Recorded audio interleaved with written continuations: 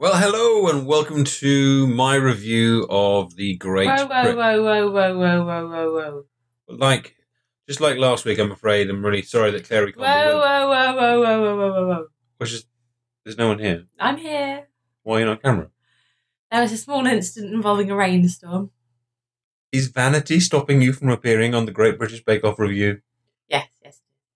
Okay, Clary will be... My voice is here, though. My voice is back. Clary is here in word, not in spirit. Also, another entertaining visual news. I'm wearing an ever so slightly green shirt, which is apparently ever so slightly not working with my green screen, so I'm ever so slightly see-through. You're completely see-through, and I'm slightly transparent. You're also wearing two shirts. Yeah, it's like a double... This is not the, Addie and Clary fashion show. We should probably talk about the Bake Off. For the best, really. Probably for the best. What did you guys think of the Great British Bake Off this week? I thought it missed Sandy. I thought so too. We mentioned last week I mentioned last week. I wasn't here. You weren't here. I had tonsillitis. Clary had we missed you. Thank you. I asked Clary several times to come on, and she was like, I'm ill. And so I took that as a hint. Yeah, it was one of those, I can't swallow, I can't talk, I'm just about managing to breathe. Yeah. And he says, do you want to do a show? I accepted the no.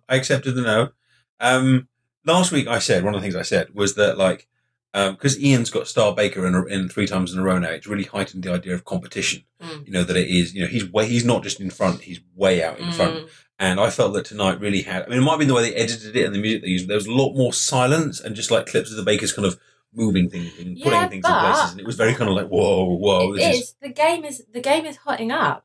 This isn't week 1 anymore. Things are getting tense. There's no like Stu that's just he's going to go. No, but Stu. Stu, we miss you, Stu. But I did feel, normally they have pick up this, do something like that, wrap that around something there. Expression from Nadiya kind of goes, Paul going, it's all right in it. Ian says, well, I'm actually putting asparagus in my icing sugar today. It's homegrown asparagus. Ugne gets some chocolate, which goes sludge, and then you turn to Sandy, and Sandy does something funny. And Sandy does a little dance. Yeah, and you get that bit of light relief, and you're like, oh, Sandy, you're so funny. And she wasn't there. There was no light relief today. No, there was no light relief today. It was quite an intense day. It was intense. So what did you think of Freeform? I think it's a cool idea. I think it's really nice to have, to give more awareness to kind of the Freeform things. And I liked the fact that they were really trying to make something genuinely nice as well. Because I've done some Freeform stuff in the past, not like making it, but like eating some, because I tried to avoid wheat at one point. And, they do taste different. And I remember when I had the Freeform bread, it was hideous. You had to microwave it to make it even kind of barely edible and things like that. So the fact that they were making stuff that looked good and clearly tasted good, I think was good, like good for role models and also challenging for them as bakers. I think it was a nice way of challenging them. What did you think? I agree. I thought it was a great challenge. Firstly, for kind of promoting that Freeform industry, and for kind of inclusiveness, because I know a lot of people who aren't able to have certain things in their diet really kind of struggle in social situations or struggle going out to restaurants because their choice is really limited. So bringing those kind of things into the mainstream can only be a good thing. I wondered though if it ought to be a challenge a few weeks down the line, because it's a tricky one. Baking bread without gluten is really tough. It is. Making ice cream without dairy is really tough. Well, I think I disagree with you. My reasoning being, we're now week 5, 6? Oh, are we? Okay. No, 4. Wait. No, we had Ian's 3-star bakers and Marie got us. This is week 5. Yeah. So we've lost the people that are the ones that weren't ever going to last all that long.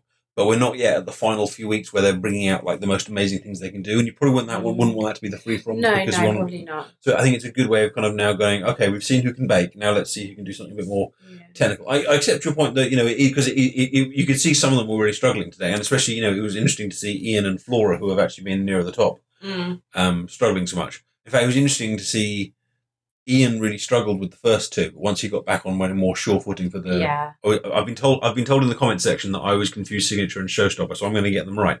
So Ian, once he was back on his sure footings in the showstopper, was fine, but he obviously doesn't particularly like going out of his comfort zones. Who impressed you today?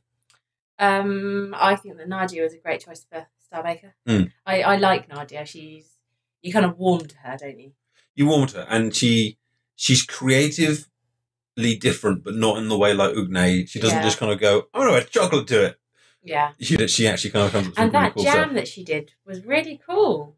Remind me? So she had, I can't remember what it was. Was it a grain or a flower or a berry, something like that? Yeah. That she mixed the mixture to, and apparently it blooms when that happens, creating the sticky texture rather than having to boil sugar. Yeah. That's really cool. That is a cool idea. And you can see even the judges. I remember the clip now. The judges were like, "Oh, yeah, interesting. I'd like to see that." It's good, and it's nice to have a new star. Not taking away from Ian as well, but it's nice to have a new star baker or someone else doing consistently well. And it was the first time that she had managed to shine in the technical challenge as well. Usually she finds them really difficult. It is. Was Ugne the right choice to go? Again, as we say every week, in terms of baking, probably yes. But it's fun having her in there. Because, I mean, her bakes are so different. Yeah. She's just like... Because they're all normal chocolate. She's a little bit like Izzy when Izzy paints. That's our daughter. Sorry. That's our 15-month-old. And Ugne's a bit like a 15-month-old girl. And she kind of, when Izzy paints, she gets the paint and she just kind of splatters it everywhere and has fun with it. Oh, look, my hand's on the screen. Has my hand been affected by the rainstorm? No, it's okay, you can stay. Yeah, has loads of fun with it, and it's kind of a huge mix of colours and no real order, but loads of fun. And that's what Ugne's baking is like. No real order to it, but loads of fun. Different ideas, loads of colour, loads of designs, but it all kind of collapses in the last minute. But that's kind of been a fairly consistent... I might be misremembering, but I'm fairly sure that a few of her things have ended up looking quite sloppy. Yeah. Liquidy. Fun, but, you know, you probably kind of end up eating most of it with a spoon, regardless of what it was supposed to be. But I agree. I mean, you know that Alvin's always going to do something. I don't know where he's from, but you know, he always, whatever he cooks, he always kind of does something, you know, with flavors from wherever he comes from, and Ian always adds a herb, and Tamal always injects something into it, and Matt just kind of stays fairly standard. But I think kind of like Nadiya, well, Paul does interesting decorations, doesn't he? But I think Nadiya and Ugne were kind of the big kind of flavor experimenters. Although, I mean, maybe I'm being unfair, because although Ian always does something from his garden, he does use unusual Ian flavours. experiments with flavours as well. Which is good, but it was a good episode, but it was a tenser episode. I think next week I'd like to see a bit more of a redress, a bit of fun and a bit of tension. Yes, they're doing pastries. Ah, cool. Pastries, and which is cool. I mean, they didn't look like pies though. Looked like they were doing. I know they talk about puff pastries. I'm not sure what they're doing next week, but there was pastry type things. But it'd be cool to see them doing that kind of thing and get some little hints and tips. I might try and cook some bread at the weekend. I've been inspired, but Claire is away, so I'll cook it and eat it, and then whatever it comes out like, I'll tell Claire it was awesome. I'll tweet out a picture though. If you're not following us on Twitter, please do so. Let us know what you thought of the episode. Stick your comments in the bottom of the thing, and we will respond to any that catch our eye. Thank you for watching. Any final thoughts? No. Any final thoughts? Stu, Sandy. Bring back Sandy. And don't forget, on Friday, of course, you've got the Bake Off Extra Slice if you want to hear from Ugne on that show there. Cool. Thanks a lot for watching, guys. Please like the video and subscribe if you're not doing so already, and we'll see you guys next week. Bye-bye. Goodbye.